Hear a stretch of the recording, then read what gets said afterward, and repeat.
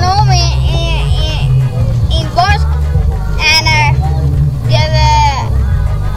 dan geven we ja in de posten en zo. En dan gaat mijn oma weer voort naar huis. En dan ga ik ook weer naar huis. En dan moet een dutje doen.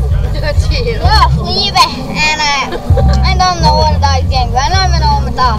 Dan ben ik met Pakistan in Spanje. Nee, Spanje net meer.